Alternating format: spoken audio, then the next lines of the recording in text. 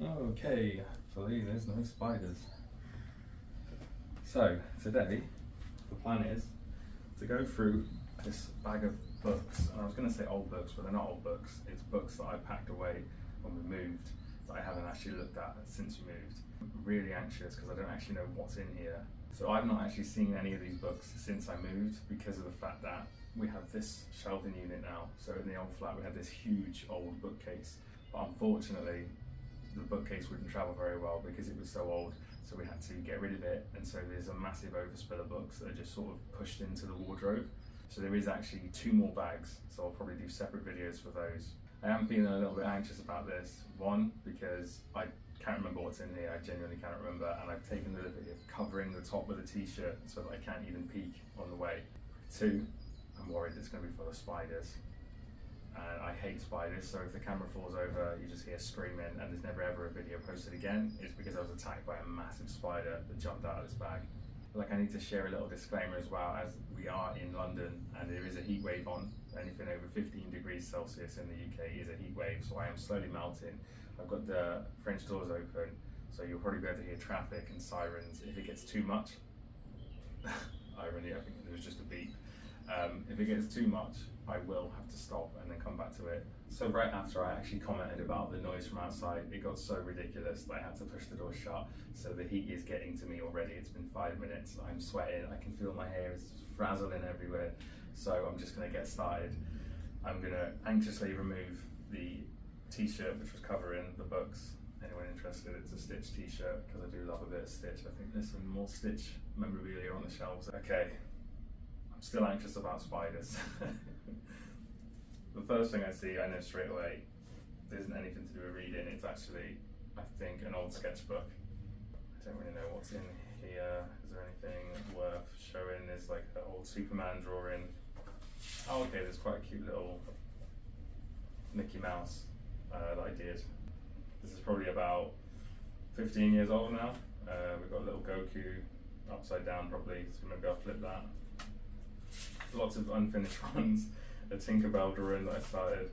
SpongeBob. Oh, I do love this one. This is one I did. It's actually on brand.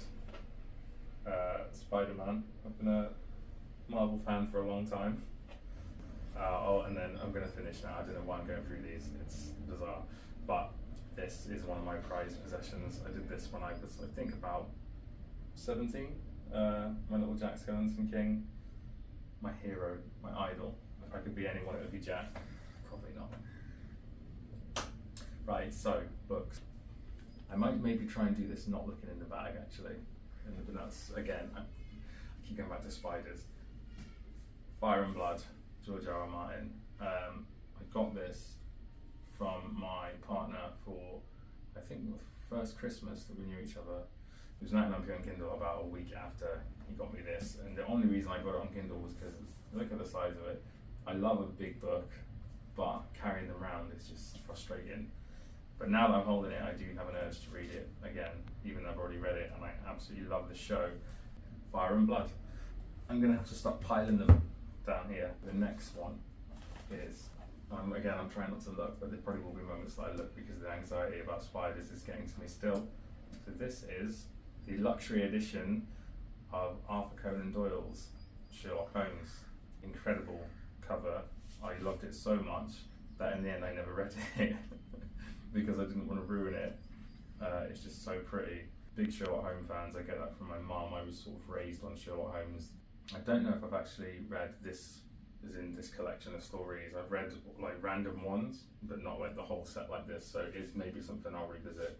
Again, I might try and find it on Kindle because I don't want to damage it. That's probably going to be a common theme, is that I'm not wanting to damage any of these books.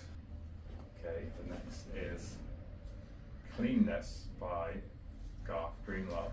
I think on my book sort of shopping tour that I posted last time, I saw this book, but it wasn't this edition. I love this cover, very bright. I like the photo on the front.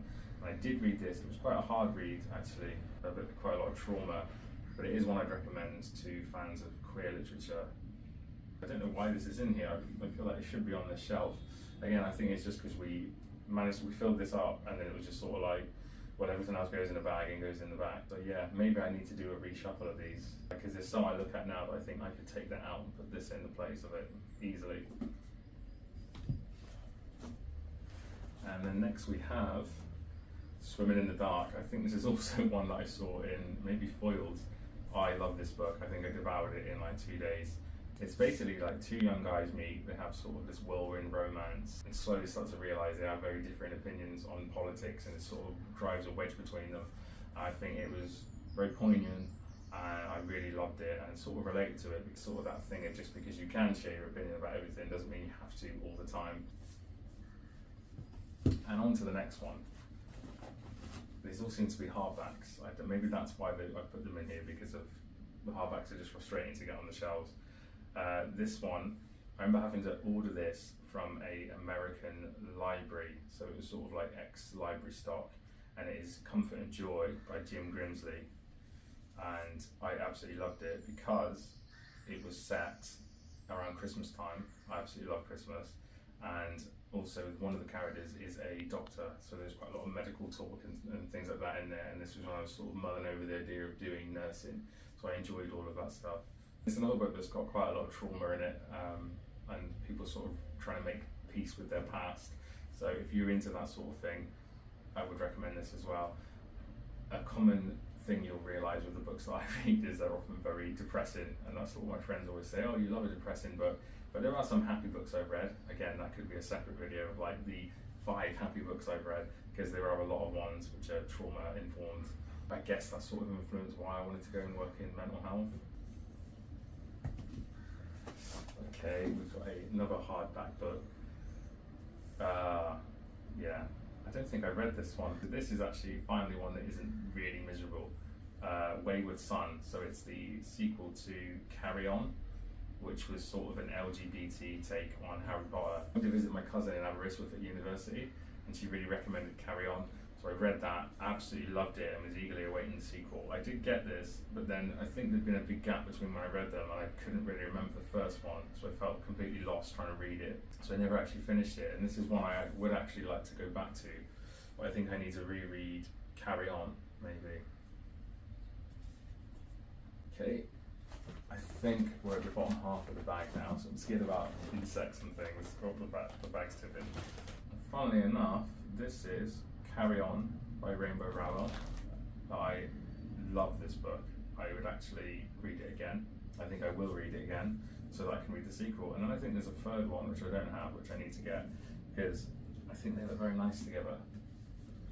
And I'm just noticing, actually, that if you take this cover off, it's like a little floral design which goes with my botanical living room. You can't really see it, but there's pictures of flowers and cushions of flowers and things on. I think behind me there's like butterflies, and yeah, that's really cool. Definitely would go back to that. This pile is going to collapse soon if I don't order it a bit better. Now we're at the halfway point. I think it's only appropriate that I take a break, a sip of English Yorkshire tea.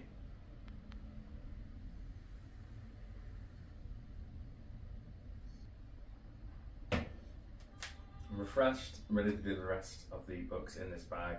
I don't think there's actually many left, so this is going to be quite a short video. What am I grabbing? Oh, okay. This one is very big at the moment. One Day. So I am proud to say I read this before it was a big TikTok phenomenon, before the TV show, and even before the movie with Anne Hathaway.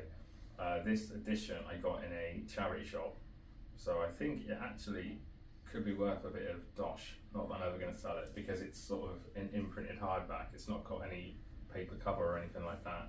And when I open it, I see that I paid £1 for it, and I think it's probably worth more than that now. I loved this book. I have memories of reading this book in the bath with hot chocolate. Okay, so I would have been 19 when I read this. It broke my heart. I think it's the only book at that time that made me cry. To be fair, I'd only read like Harry Potter really before that, and a couple of Stephen King's, but yeah, I absolutely loved it, and I loved the Netflix show that was on recently. I think I actually called in sick to binge it, which I know is terrible, and if any of my managers see this, I was joking, it was all a joke, I didn't really do that. This is one I would probably read again.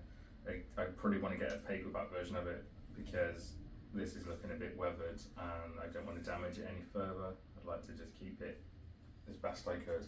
Again, I don't know why that's not on the shelf. We're hoping to move at the end of this year and I want a massive bookshelf again, and I will spend ages organising everything and all my favourites. So that will probably be a video I'll do if I haven't melted into a puddle by then, because the heat is really starting to get to me. Okay, I don't think there's many left. So,